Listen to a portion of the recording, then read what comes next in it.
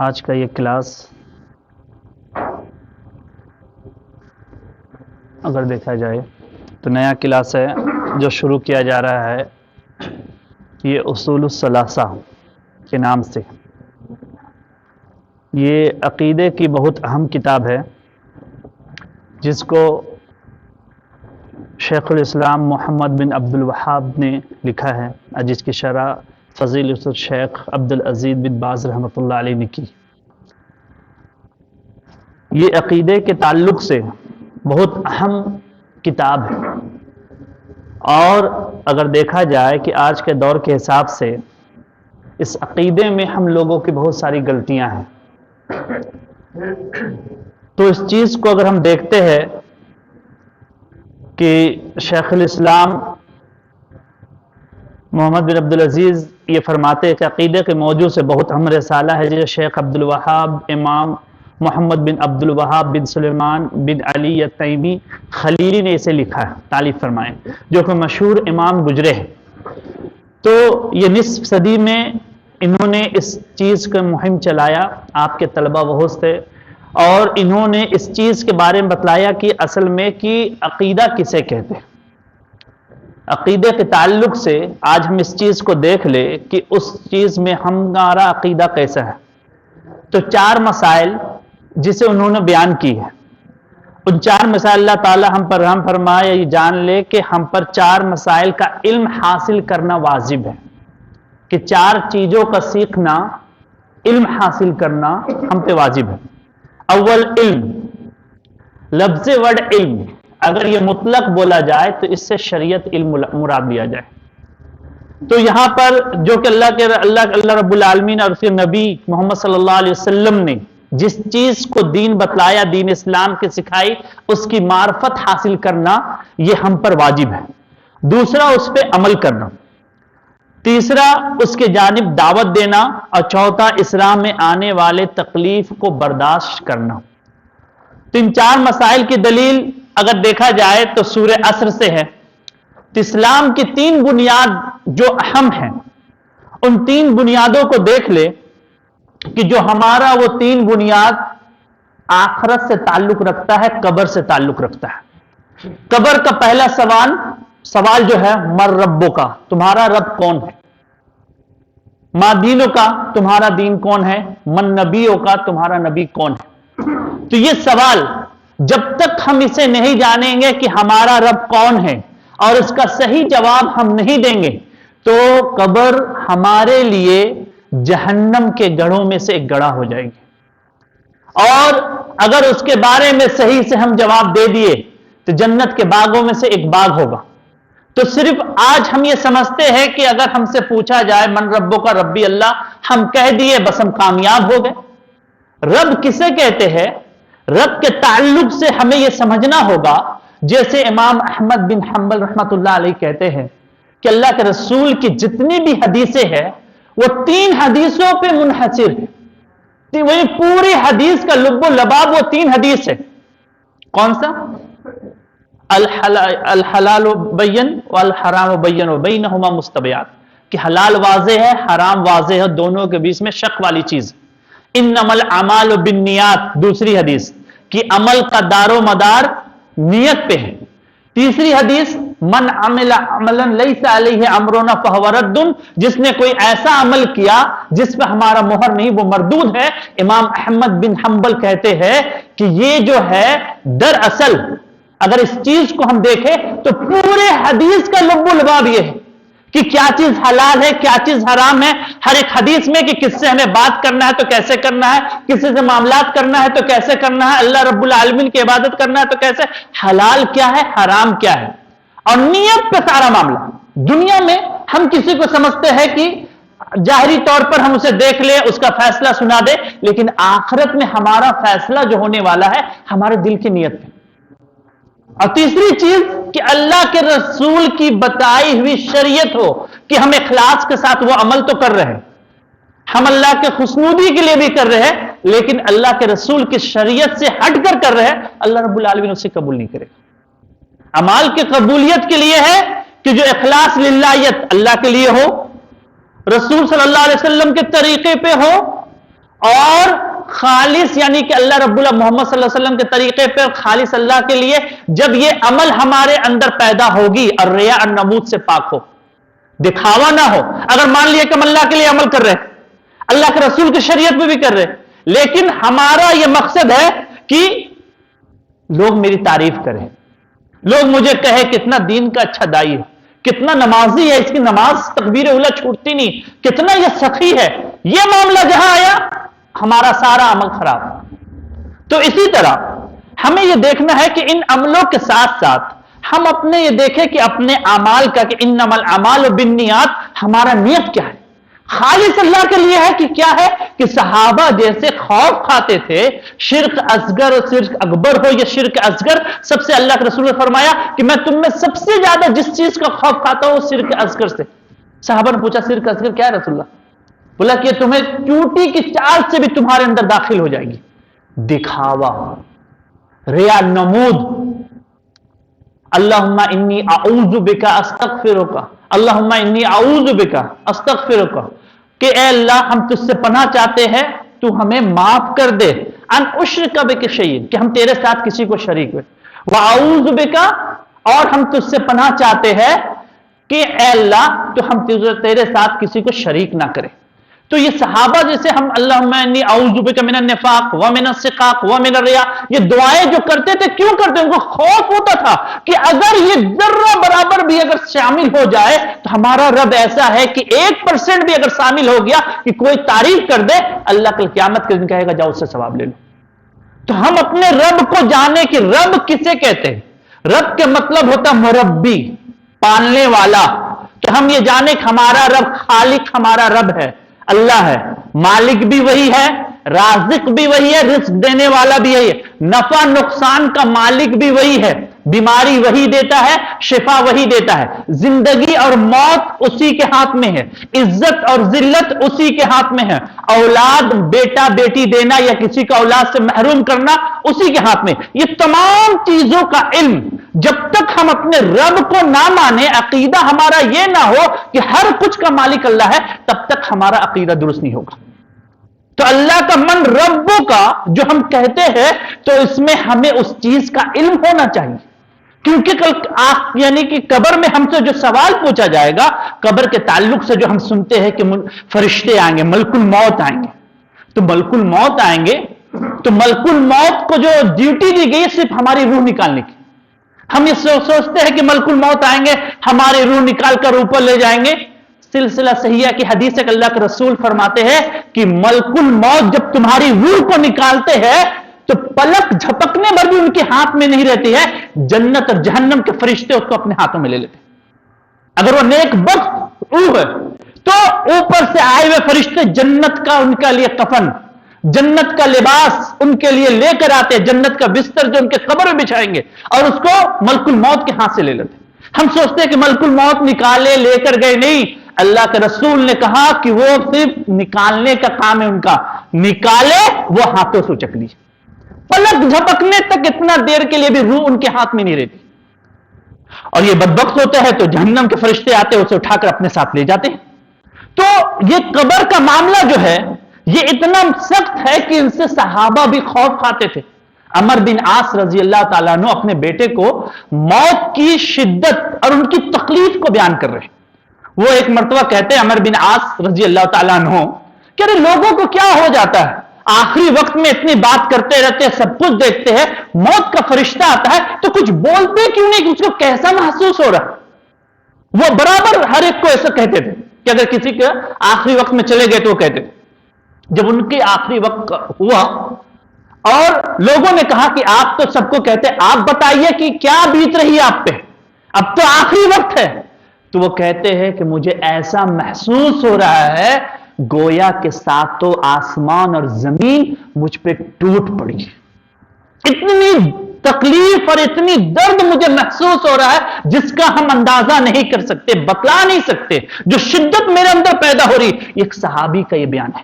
ہمارا آپ کا کیا حشر ہوگا جن کا عمل ایسا ہے کہ جن رات اللہ کو یاد کرتے ہیں، اللہ کے رسول کے ساتھ رہنے کی جن کو شرف قبولیت حاصل ہوئی، جو اللہ کے رسول کے ساتھ رہے، جن کے عملوں کا کیا کہنا.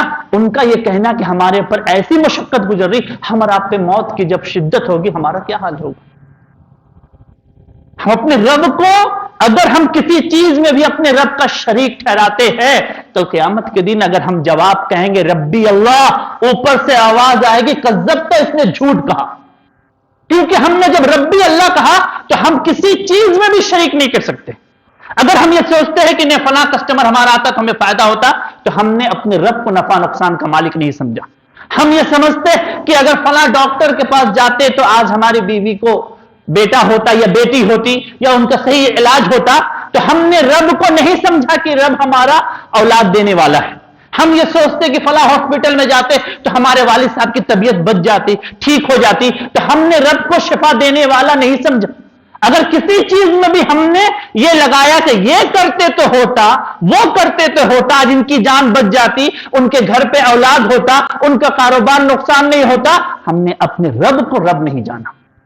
عقیدہ جب تک درست نہیں ہوگا نہ دنیا میں کامیاب ہوں گے، نہ قبر میں کامیاب ہوں گے، نہ یہی عقیدے کے بنا پر جہنم میں بھی آپ کو عذاب ہوگی۔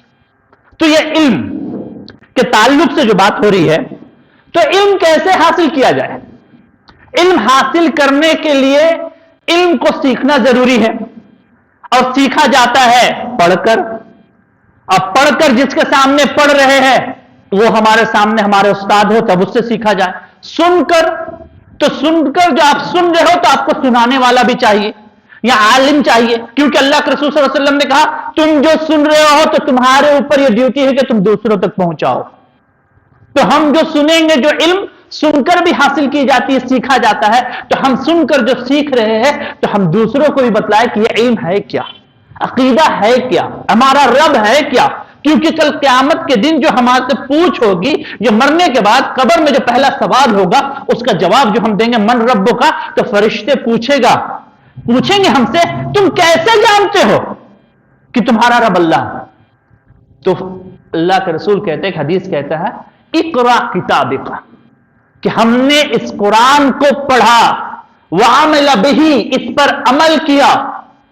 ہم نے اس قرآن کو پڑھا، پڑھ کر جانا، اس پر عمل کیا، یعنی جو بتلایا گیا وہ تصدق بہ، اور اس کی سچائی یعنی کہ اس کو سچ مانا کہ میرے رب نے جو فرما دیا وہ صحیح ہے، میرے رب نے کہ جو صفت بیان کر دی گئی ہے، میرا رب وہی ہے، خالق وہی ہے، مالک وہی ہے، رازق وہی ہے، علیم وہی ہے، خبیر وہی ہے، جبار وہی ہے۔ ان کی صفتوں کا آنکھ بن کر ہم نے یہ جانا کہ ہمارا رب ہر چیز کا مالک ہے۔ تو ہم سے پوچھا جائے گا، اگر ہم یہ کہیں گے کہ من ربک ربی اللہ ہم کہہ دیے، جو انسان سے پوچھا جائے گا تم کیسے جانے، تو وہ کہے گا کہ ہم نے سنا تھا فلاں سے۔ تو بولا کہ تم نے پڑھا نہیں، یعنی کہ قرآن اگر ہم نہیں پڑھتے ہیں، قرآن پڑھ کر علم حاصل نہیں کرتے ہیں، تو کل قبر میں بھی اس کے تعلق سے ہمارا عذاب ہوگا۔ یعنی ہم قرآن پڑھ کر علم حاصل کریں کہ قرآن ہمارے لیے کیا کہہ رہا ہے۔ علم حاصل کرنا کیوں ضروری ہے؟ کہ اپنے رب کو جاننے کے لیے۔ توحید کے بارے میں اللہ رب العالمین جو آگے یہ ارشاد فرما رہے ہیں کہ فَعَالَمْ أَنَّهُ لَا إِلَهَ إِلَّا اللَّهُ، اللہ رب العالمین کہہ رہے ہیں کہ تمہیں توحید بھی سیکھنا ہے، لا الہ الا اللہ کو جاننا ہے۔ فَعَالَمْ، پہلے جانو، پہلے سیکھو کہ تمہارا رب کون ہے۔ تو اس چیز کا علم حاصل کرنے کے لیے بھی، کلمہ توحید پڑھنے کے لیے بھی اس کا علم ہونا ضروری ہے۔ تو ایک انسان کو جاننا شریعت کا سب سے زیادہ ضروری ہے، کیونکہ یہ شریعت دنیا میں بھی اس کا فائدہ دے گا، قبر میں بھی اور جہنم میں بھی۔ تو اگر ہم چاہتے ہیں کہ جہنم کے آگ سے بچے، جہنم سے ہم بچیں، تو شریعت کو ہمیں سیکھنا ہوگا، ہمیں دین اسلام کو پڑھنا ہوگا، قرآن کو ترجمے کے ساتھ، اس کے تفسیر کے ساتھ پڑھ کر ہمیں اس پر عمل کرنا ہوگا، تب جا کر ہم کامیاب ہوں گے۔ آج ہم سوچتے ہیں کہ 5 وقت کی نماز پڑھ لیا، ہم نے جو 4 تقریریں سن لی، ہمیں تو ہو گیا۔ ہم نے کیا خود سے سیکھا کہ ہمارا رب کون ہے؟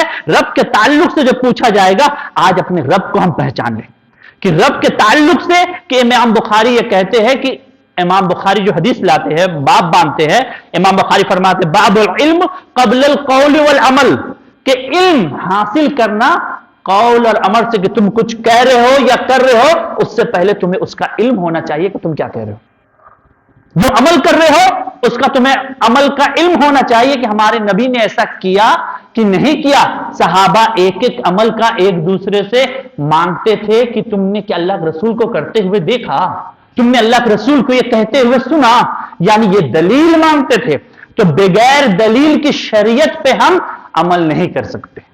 ہم نہیں کہ ہم جو کہہ رہے ہیں آپ اس پہ عمل کریے، آپ ہم سے 100 آنا پوچھنے کا یہ حق رکھتے ہیں کہ آپ جو بتلا رہے ہمیں سمجھ میں نہیں، کون سی حدیث میں ہے، کون سے آیت میں ہے، اس چیز کا ہمیں علم دیجیے، ہمیں بتلائیے اس چیز کا۔ آپ کا حق ہے کہ آپ ایک عالم سے پوچھئے جو دین کا علم بتا رہا ہے۔ تو ہمیں اس چیز کا سمجھنا چاہیے کہ آج اس کے تعلق سے آج ہم کتنے گورے ہیں، ہم کتنے اس سے پیچھے ہیں کہ عقیدہ ہمارا یہ پتہ ہی نہیں کہ ہمارا منہج کیا ہے، ہم اللہ کو کیسے جانیں۔ آج اللہ کو جاننے کی ہم کوشش نہیں کر رہے۔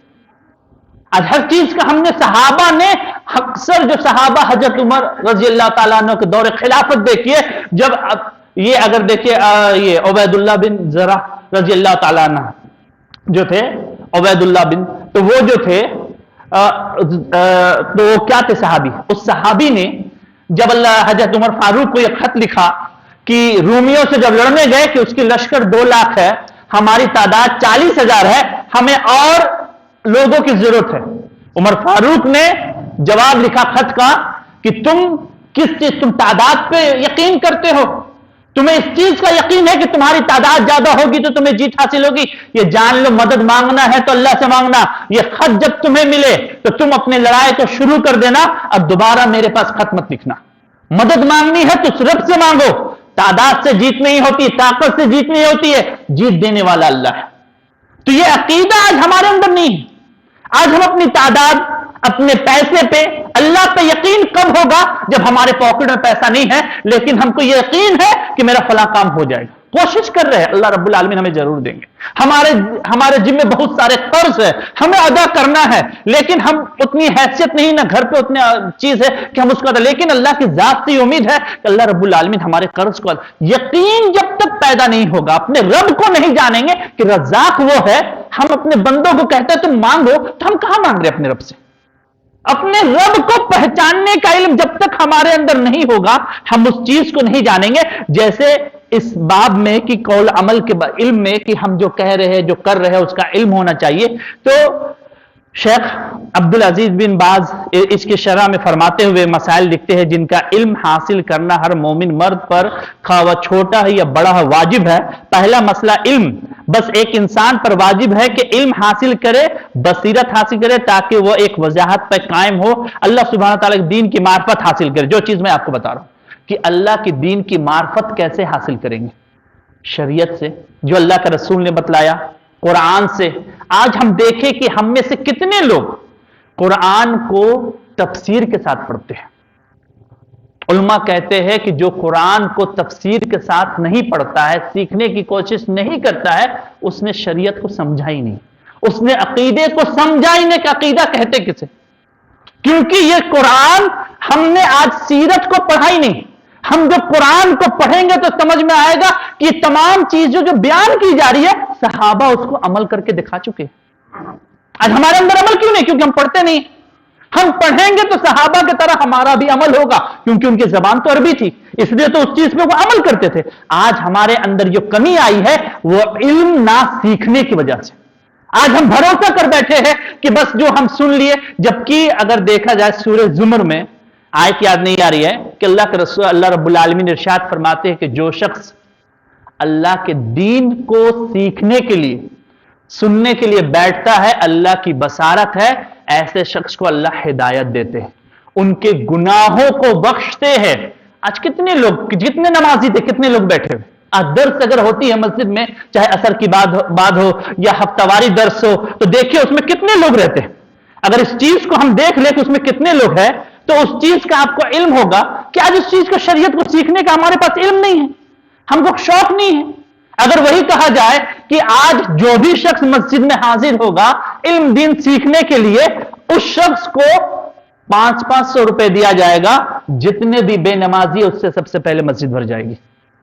تو آج ہم نے شریعت کو علم دین سیکھنے کا ہم نے کوشش نہیں کی. صحابہ کے اندر وہ چیز نہیں تھی. یہ علم کو جب تک ہم واضح ہم نہیں سیکھیں گے, ہم اپنے یعنی کہ اپنی مخلوقات کو جو ہمارے رب نے پیدا کی ہے, بہت سارے ایسے مخلوقات ہیں جس کے رزق کے تعلق سے, جیسے آپ سورہ بنی اسرائیل پڑھیں گے, سورہ بنی اسرائیل میں وَقَضَىٰ رَبُّكَ أَلَّا تَعْبُدُوا إِلَّا إِيَّاهُ وَبِالْوَالِدَيْنِ إِحْسَانًا, یہ جو دوسری رکوع جو شروع ہوتی ہے, اس کی تفسیر میں جو پڑھیں گے آپ, تو اس میں ابن کثیر ایک واقعے کو ذکر کرتے ہیں کہ اللہ رب العالمین کیسے رزق دیتا ہے اور کیسے ماں باپ کو رحم دل بناتا ہے. کوے کی مثال پیش کی کہ کوا کا جب بچہ پیدا ہوتا ہے نا, جب وہ اس کے جب پنکھ یعنی کہ جب ہوتا ہے وہ وائٹ ہوتا ہے, سادہ, تو کوا دیکھ کر اس کو گھبرا جاتا ہے اور اس کو چھوڑ کر چلا جاتا ہے, دوسرے ڈالی پہ بیٹھ کر دوسرے جگہ سے بیٹھ کر اس کو دیکھتا ہے.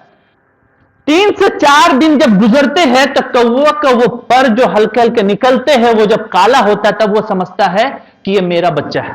نہیں تو وہ سمجھتا ہے کہ میرا بچہ نہیں, ہم تو کالے ہیں, یہ تو کالا نہیں ہے. یہ سوچ کر اسے چھوڑ کر اپنے بچے کو چلا جاتا ہے. ابن کثیر کہتے ہیں کہ 3 سے 4 دن تک اس بچے کو کون کھانے کے لیے دیتا ہے, تو اس بچے کا رزق تعلق سے ابن کثیر لکھتے ہیں کہ بچہ جب اپنے چونچ کو کھولتا ہے اور ہوا میں جو جراثیم اڑتے ہیں, اللہ اس سے اس کا رزق پہنچاتا ہے. اگر اسے نہ دیتا تو کیا کوا کی نسل آگے بڑھتی؟ بولے کہ یہ ہلکی سی مثال یہ بیان کیا جا رہا ہے کہ تمہارا رب کہاں تمہیں رزق پہنچائے گا, تم اس کا اندازہ نہیں کر سکتے. آج اسی چیز کو ہمارے اندر سے ختم ہو چکی کہ ہم اپنے رب کو جانے نہیں, اپنی رب کی معرفت جب تک ہمارے اندر نہیں ہوگی, ہم نہیں سکیں گے, تو ہم اس کا جواب کل نہیں دے پائیں گے. ہمارے جواب ہم یہی کہیں گے لا ادری لا ادری, ہم یہ کہیں گے کہ ہمیں لا ادری, ہمیں نہیں معلوم. یہ اچھے اچھے لوگ کا حال یہ ہوگا جو قرآن کو نہیں پڑھتے ہیں. تو قرآن کا سیکھنا اور اس پہ عمل کرنا یہ سب سے ضروری ہے ہمارے اوپر, اگر ہم چاہتے ہیں ہماری آنکھ بند ہونے کے بعد جو ہم فرشتوں کو دیکھیں, جو ہم قبر میں فرشتوں کو دیکھیں, منکر نکیر کے سوالات کا جواب ہم جو دیں, تو اس کے لیے دینے کے لیے ہمیں علم حاصل کرنا, پہلے قرآن کو پڑھنا ہوگا. تو علم کا حاصل کرنا یہ سب سے زیادہ ضروری ہے, اور اس بات کا مستحق ہے کہ اس کی عبادت کی اللہ رب العالمین, کیونکہ جب تک اپنے رب کو ہم نہیں پہچانیں گے اس کے سامنے ہم جھک کر وہ عبادت نہیں کر پائیں گے. کیوں صحابہ کی وہ عبادت کی کیسی خواہش تھی, صحابہ کس طرح عبادت کرتے تھے کہ ان کو دیکھیے کہ ان کے نماز کی حالت میں ان کے ہاتھ کو آپریٹ کر کے ہٹا دیا جاتا تھا, یا نماز کی حالت میں ان کا حالت یہ ہوتا تھا کہ انہیں امام بخاری وغیرہ کا اگر دیکھا جائے کہ امام بخاری کو 17 مرتبہ ایک کیڑے نے ڈنک مارا, لیکن نماز کی حالت میں اسے پتہ نہیں چلا. وہ کیسی نماز وہ پڑھتے تھے, وہ کیسے منہمک ہوتے تھے نماز میں, کیونکہ وہ اپنے رب کی معرفت کہ ہم کس کے سامنے کھڑے ہوئے, آج ہمیں خوف ہی نہیں ہوتا کہ ہم اپنے رب کے سامنے کھڑے جو شہنشاہوں کا شہنشاہ ہے, کل قیامت کے دن اس کے سامنے کھڑا ہونا. مالک یوم الدین, جو قیامت کے دن کا مالک ہے. آج دنیا میں تو ہر کوئی کہتا ہے کہ میں رب ہوں, میں مالک ہوں, جیسے فرعون کہا انا ربکم الاعلی, میں تمہارا سب سے بڑا رب ہوں جب فرعون نے کہا, تو جو یہ دعویٰ کل قیامت کے دن کوئی پیش نہیں کر سکتا. اس کو جب اس آیت میں ہم پہنچتے ہیں کہ ہم سمجھ لیں کہ کل قیامت کے دن اپنے رب کے سامنے ہمیں کھڑا ہونا ہے, اپنے حساب دینا ہے, ہمیں اپنے گناہوں کا کیا تیاری کی ہے, کیا اس کے لیے ہماری تیاری ہے, کون سا ایسا عمل کی ہماری زندگی کی آدھی زندگی گزر چکی ہے, کیا کیا ہم نے. اس چیز کا دھیان دیجیے. اور علم کو حاصل کرنا ہے, پہلے قرآن کو ہم تفسیر کے ساتھ ہر روز کا یہ معمول بنا لے کہ قرآن کو ترجمے کے ساتھ پڑھ کے اس کی تفسیر کیا ہے وہ دیکھیں. اس کے لیے آپ کے پاس موبائل ہے, اسلام 360 میں دیکھیں, تفسیر ابن کثیر ہے, بہت ساری تفسیر ہے, وہ سب نہیں پڑھیے. تفسیر ابن کثیر ہے, جونا گڑھی کا ترجمہ ہے, بس مختصر جونا گڑھی کا ترجمہ, اور تفسیر ابن کثیر کو آپ اس پر ٹچ کریے, ہر کچھ آپ کے پاس آ جائے گا. بیٹھے بیٹھے کہیں پر بھی ہر روز 2 سے 4 آیت کو پڑھیے, اس کے تفسیر میں صحیح حدیث کے حوالے سے سارا کچھ دیا ہوا کہ اس آیت میں اللہ تعالیٰ کیا بیان کرنا. دیکھیے آپ کا ایمان کیسے تازہ ہوتا ہے, اپنے رب سے محبت آپ کو کیسے پیدا ہوتی ہے, نماز سے کیسے آپ کا دل لگتا ہے, کیسے آپ فجر میں حاضر ہوتے ہیں. یہ کب ہوگا؟ جب ہم قرآن کو پڑھیں گے, کیونکہ قرآن اللہ کی کتاب ہے اور اس میں ہر ایک چیز کے بارے میں بیان کر دیا گیا. یہ علم کے اور بہت سارے ایسے باب ہیں جو انشاءاللہ وہ آپ کو بتایا جائے گا کہ کیا کیا ہے, کیونکہ اسلام کی عقیدہ کی 3 بنیاد جو ہے, تو اس 3 بنیاد کا علم کی ابھی اور بہت ساری باتیں ہیں جو انشاءاللہ آپ کے سامنے بیان کی جائے گی. آج اتنے سے ہم یہ سمجھ لیں کہ پہلے اپنے رب کی معرفت ہمارے اندر کتنا پیدا ہوا، ہمارا رب کون ہے، کیا کیا اس کی صفت ہے، وہ صفات ہے، اس چیز کو ہم قرآن کے ذریعے سے جانیں، تب جا کر ہمارے اندر چینجنگ ہوگی، تب جا کر ہماری حالات بدلیں گے، ورنہ یہ زندگی بس اسی طرح دنیا میں بھی ہم ذلیل و خوار ہوں گے، مرنے کے بعد تو آخرت میں کیا ہوگا اس کا کوئی حشر نہیں ہے، ہمیں کوئی پتہ نہیں۔ تو آخر میں اللہ رب العالمین سے دعا ہے کہ اللہ رب العالمین ہم تمام لوگوں کو صحیح دین کا علم حاصل کرنے اور اسے سیکھنے کی توفیق عطا فرما۔ اے اللہ ہم سے جو غفلت ہوگی اللہ تمہیں معاف فرما دے اللہ۔ اے اللہ ہمارے زیادہ سے زیادہ وقت اے اللہ تو دین کے علم سیکھنے میں ہمیں لگا دے اللہ۔ اے اللہ ہمارے گناہوں کو بخش دے اللہ۔ اے اللہ ہماری عبادتوں کو قبول فرما لے اللہ۔ کسی کا کوئی سوال ہے تو پوچھ سکتے ہیں۔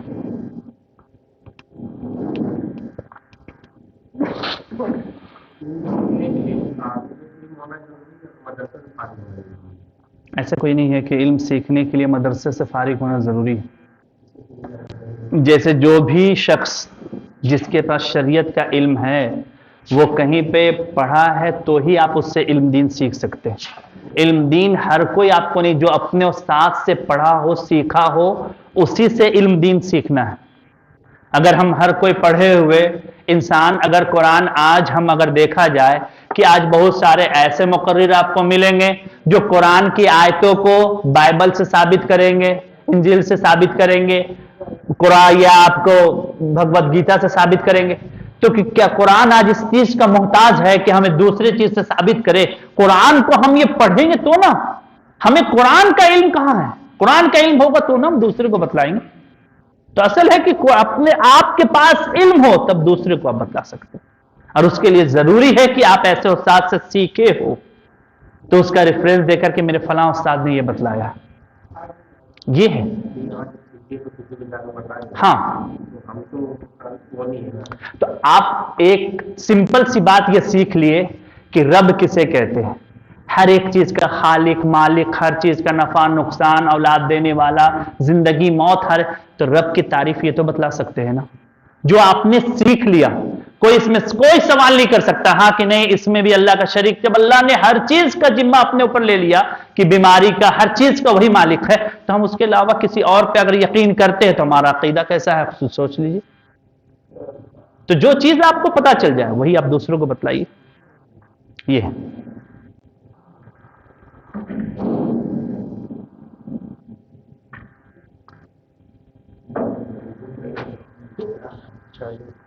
کلاس چلا رہا ہے جی، تو اسی طرح کا ایک عربک اسپیکنگ لرننگ کورس نہیں چلا سکتے آپ لوگ؟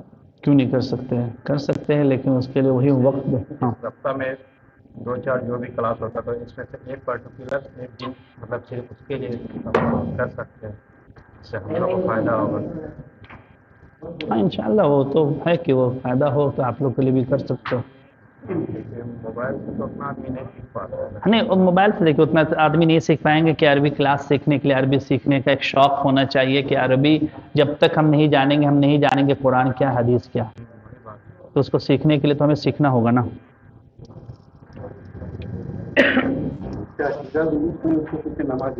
نہیں، جب عقیدہ درست نہیں ہے تو اس کے پیچھے نماز نہیں ہوگی۔ ایسا کا نماز اگر پڑھ رہے آپ